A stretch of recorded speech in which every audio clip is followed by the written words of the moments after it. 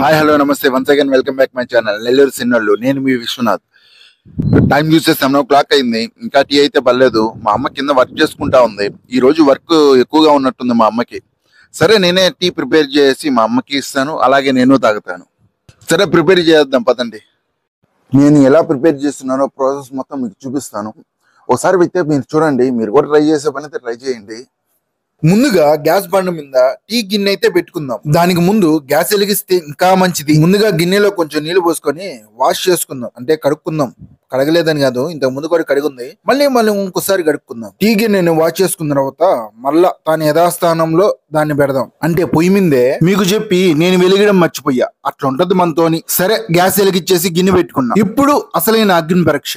గిన్నెలో ఇంత చెంబు నీళ్లు పోయేసుకుందాం. గిన్నెలో నీళ్లు పోసుకున్న తర్వాత కొంచెం సేపు మరగనిద్దాం. గిన్నెలో నీళ్లు బాగానే మరిగినట్టున్నాయి. నీళ్లు బాగా మరిగిన తర్వాత నీళ్ళల్లో తాజ్ మహల్ టీ పొడి అయితే వేద్దాం. నేను తాజ్ మహల్ టీ పొడి ఎందుకు వాడుతున్నాను, దానికి ఒక కథ ఉంది, చెప్తా.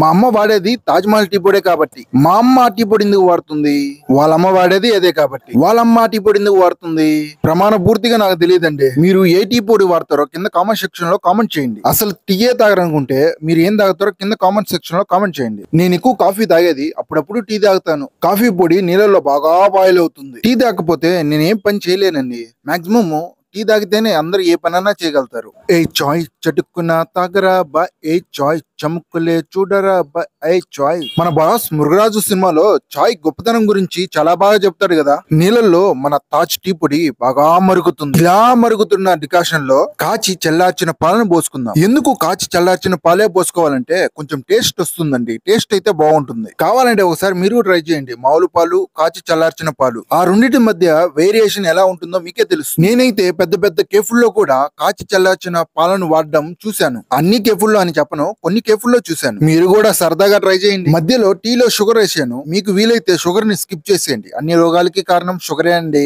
షుగర్ బదులు తేనెనన్నా బెల్లాన్నన్నా వాడండి.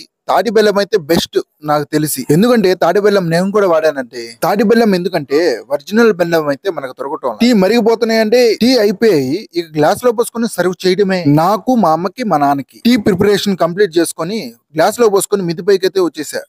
ఫైనలీ మన టీ అయితే వచ్చేసింది. టేస్ట్ చేసి ఎలా ఉందో చెప్తాను. అబ్బా సూపర్ అండి. నేను టీ పెట్టిన విధానం మీకు కానీ నచ్చినట్లయితే కింద కామెంట్ చేయండి. సో ఇదండి వీడియో. ఈ వీడియో మీకు నచ్చినట్లయితే లైక్ చేసి, షేర్ చేసి, కామెంట్ చేయండి. తప్పకుండా మన ఛానల్ని సబ్స్క్రైబ్ అయితే చేసుకోండి. ఉంటా మరి, బాయ్.